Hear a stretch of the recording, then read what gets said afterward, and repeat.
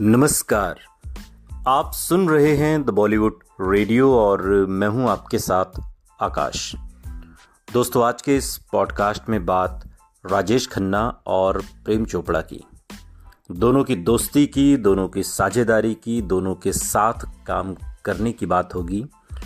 और एक तरीके से सालों बाद जब प्रेम चोपड़ा ने एक इंटरव्यू दिया तो इस इंटरव्यू में प्रेम चोपड़ा ने राजेश खन्ना के साथ बिताए पलों को याद किया कि किस तरीके से राजेश खन्ना का वो जो दौर था, जिसके किस्से और कहानियाँ आज हम सुनते हैं, सुनाते हैं, सुनने को मिलते हैं, उस दौर को प्रेम चोपड़ा ने अपनी आंखों से देखा है।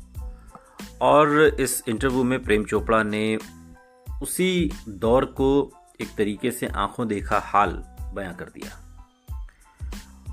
1960 के दशक में राजेश खन्ना ने खूब सक्सेस हासिल की, हम सभी जानते हैं। पॉपुलर इस कदर हुए कि इन्हें हिंदी सिनेमा का पहला सुपरस्टार तक कहा जाने लगा। लेकिन एक समय एक्टर के जीवन में ऐसा भी आया जब इनका स्टारडम नीचे गिरता चला गया और फिर कभी राजेश खन्ना फिल्म इंडस्ट्री में अपनी धाक नहीं जमा पाए। एक इंटरव्यू में प्रेम चोपड़ा ने राजेश खन्ना के इसी डाउनफॉल पर खुलकर बात की और उसकी वजह अपने स्तर पर बताई, जो उन्होंने खुद से अपनी आंखों से देखी। प्रेम चोपड़ा और राजेश खन्ना ने करीब 19 फिल्में साथ में की। प्रेम चोपड़ा कहते हैं कि राजेश खन्ना ये मानने के लिए तैयार ही नहीं हो रहे थे कि उनकी फिल्में फ्लॉप हो रही हैं। जिस इंसान ने 3 साल में लगातार 15 सुपर डुपर हिट फिल्में दी, भला वो इस बात को कैसे मान पाएगा कि उसकी फिल्में फ्लॉप पर फ्लॉप हो रही हैं। लेकिन ये भी हुआ और वो भी हुआ था। वो भी यानी कि 3 साल में 15 सुपर डुपर हिट फिल्में और 3 साल के बाद फ्लॉप फिल्मों का दौर। कुछ एक आती रही इस बीच अच्छी फिल्में, लेकिन ये फिल्में, इन फिल्मों का स्तर वो नहीं था जो उन 15 सुपर डुपर हिट फिल्मों का था। आपको बता दें कि प्रेम चोपड़ा और राजेश खन्ना ने जिन फिल्मों में साथ काम किया उनमें प्रेम नगर, डोली, ऊंचे लोग, कटी पतंग, दो रास्ते, दाग, अजनबी और महाचोर जैसी कई फिल्मों के नाम हैं। इंटरव्यू में प्रेम चोपड़ा बताते हैं कि राजेश खन्ना संग काम करने का उनका एक्सपीरियंस अद्भुत रहा। प्रेम चोपड़ा कहते हैं कि राजेश खन्ना को फिल्म के लिए साइन करने के लिए प्रोड्यूसर्स की लाइन लगी रहती थी और ये सब कुछ मैंने अपनी आंखों से देखा है। लेकिन कई लोग उन्हें गलत समझ बैठे थे। प्रेम चोपड़ा कहते हैं कि राजेश खन्ना को मैं बहुत करीब से जानता था और मुझे ये कहने में कोई गुरेज नहीं कि राजेश खन्ना एक बहुत इमोशनल इंसान थे। उनकी खुद की अपनी कुछ दिक्कतें थीं और मैं ये नहीं जानता कि उनकी क्या दिक्कतें थीं निजी ज़िंदगी में, लेकिन इतना ज़रूर है कि इन परेशानियों के चलते ही राजेश खन्ना ने अपना स्टारडम खोया था। अगर राजेश खन्ना निजी ज़िंदगी में उन परेशानियों से न जूझ रहे होते तो शायद तस्वीर वैसी ना होती जैसी बात के दिनों में दिखाई दी। प्रेम चोपड़ा आगे कहते हैं कि कई बार राजेश खन्ना को वो फिल्में भी ऑफर हुई जिनमें वो फिट नहीं बैठते थे और जो फिल्म राजेश खन्ना के हाथ से जाती वो सीधे अमिताभ बच्चन की झोली में जा गिरती और अमिताभ उन रोल्स को करने के लिए तैयार हो जाते।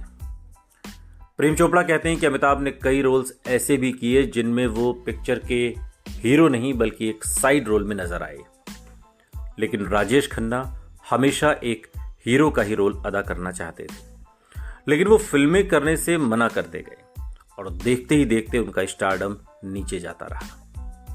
प्रेम चोपड़ा कहते हैं कि राजेश खन्ना चाहते तो अपने गिरते स्टारडम की बात को संभाल सकते थे, लेकिन वो दिन प्रतिदिन निराश होने लगे, कुछ अपने करियर से और कुछ अपनी निजी जिंदगी से। प्रेम चोपड़ा कहते हैं कि मुझे लगता है कि अगर आपको फिल्म इंडस्ट्री का हिस्सा रहना है तो काम न मिलने की बात को भी समझना होगा। हर व्यक्ति का एक समय होता है और वो कभी ना कभी नीचे भी जाता है, लेकिन काका इस बात को समझ नहीं पा रहे थे। राजेश खन्ना उस दौर को याद करते हुए कहते हैं कि ये बातें आज बेशक किस्से और कहानियों सी लगती हैं, लेकिन मैंने उस दौर को अपनी आंखों से देखा है जब राजेश खन्ना के पीछे लड़कियां पागल थीं। हम लोग भी उसी दौर के हैं, लेकिन राजेश खन्ना को लेकर जो दीवानापन था लड़कियों में, वो या तो देव साहब में दिखता है या उससे पहले दिलीप कुमार में, और राजेश खन्ना को लेकर जो क्रेज था उसमें दिलीप साहब और देवानंद भी कहीं ना कहीं पीछे छूटते हैं। इस इंटरव्यू में प्रेम चोपड़ा राजेश खन्ना के उस सुनहरे दौर को याद करते हुए कहते हैं कि राजेश खन्ना ने बाद के दिनों में जब 15 बैक टू बैक सुपरहिट फिल्में आई, उसके बाद फिल्में चुनने में जल्दबाजी कर दी और कई ऐसी फिल्मों के लिए उन्होंने मना कर दिया जो फिल्में उन्हें करनी चाहिए थी, और कई ऐसी फिल्में कर ली जिससे उन्हें परहेज करना चाहिए था।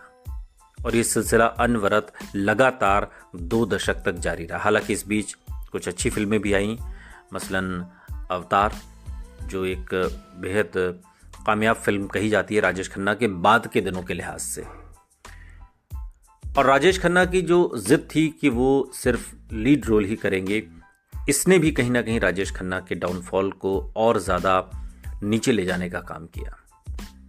प्रेम चोपड़ा कहते हैं कि जबकि अमिताभ बच्चन रोल चुनने में बहुत सावधानी बरतते थे और दोनों में एक बड़ा फर्क समय के पाबंदी होने का भी, एक पाबंद पंक्चुअल जिसे कहते हैं उसका भी है। प्रेम चोपड़ा कहते हैं कि हाथी मेरे साथी की शूटिंग का भी एक किस्सा है कि जो उन दिनों बहुत मशहूर हुआ था, तमाम मैगजीन्स में भी छपा था। जो चिनप्पा देवर थे साउथ के प्रोड्यूसर डायरेक्टर, वो इस फिल्म को बना रहे थे और इस फिल्म में राजेश खन्ना भी थे, लेकिन उनके लेट आने की वजह से वो बहुत खफा रहते थे। और नतीजा ये हुआ कि उन्होंने अपने एक कर्मचारी को पीटना शुरू कर दिया, वार्ड बॉय को, कि देर से आता है और काम नहीं करता। और ये बात जब राजेश खन्ना को पता चली तो वो इशारा समझ गए और शूटिंग पर उस बात के दिनों में तो देरी से नहीं आए, लेकिन बाकी जगहों पर शूटिंग में वो अक्सर लेट आते थे। सुबह की शूटिंग हो तो शाम को। अमिताभ बच्चन को लेकर ऐसा नहीं था, वो पंक्चुअल थे, लेकिन राजेश खन्ना कहते थे कि एक कलाकार होता है, वो क्लर्क नहीं होता जो समय का पाबंद हो। और इस तरीके की चीज़ें धीरे धीरे डाउनफॉल उनकी आती गई। कई एक्टर थे, कई एक्ट्रेसेस थीं जो उनके साथ बाद के दिनों में काम करने से कतराने लगीं, क्योंकि उनके साथ काम करने का मतलब है बहुत समय देना पड़ता था और वो समय के पाबंद नहीं थे। और उस दौर में तकरीबन 3 से 4 शिफ्ट में काम हुआ करता था। आज की तरह नहीं है। कई बार लोकेशन पर कोई आउटडोर शूटिंग है जहाँ पर गर्मी बहुत है और वैनिटी वैन नहीं होती थी, और वहाँ पर हीरोइन तैयार होकर अगर इंतज़ार करती रहे सारा दिन, तो ये बहुत मुश्किल होता था। और इस लिहाज से बाद के दिनों में कई हीरोइंस ऐसी थीं जो राजेश खन्ना के साथ काम करने से कतराने लगी थी। इस इंटरव्यू में प्रेम चोपड़ा ने कई उन निजी बातों का भी जिक्र किया, चाहे वो राजेश खन्ना की पारिवारिक ज़िंदगी को लेकर हो, जो तमाम मैगजीन्स में उन दिनों छपा करती थी, और वो तनाव राजेश खन्ना का फिल्मों में नजर आने लगा था, जिसकी वजह से उनका डाउनफॉल लगातार बढ़ता चला गया। आपको बता दें कि राजेश खन्ना ने साल 1970 से 87 तक फिल्म इंडस्ट्री में काफ़ी वो सक्सेसफुल कहे गए और ये हिंदी सिनेमा के हाईएस्ट पेड एक्टर भी रहे। और उसके बाद एक्टर का डाउनफॉल शुरू हुआ और एक के बाद एक फिल्में फ्लॉप होती रहीं और नतीजा ये हुआ कि धीरे धीरे फिल्म इंडस्ट्री से किनारा कर लिया। और फिर हम सभी जानते हैं कि लंबे समय तक बीमार रहने के बाद कैंसर से जूझते हुए जुलाई 2012 में काका का निधन हो गया। लेकिन उनकी खूबसूरत फिल्मों का जिक्र जब होगा तो आखिरी खत, राज, आराधना, कटी पतंग, आनंद, दुश्मन, अमर प्रेम, बावर्ची, अवतार और अमृत जैसी फिल्में हमेशा याद की जाएंगी। आपको राजेश खन्ना की कौन सी फिल्म सबसे ज़्यादा पसंद है? कमेंट बॉक्स में हमें ज़रूर बताइएगा।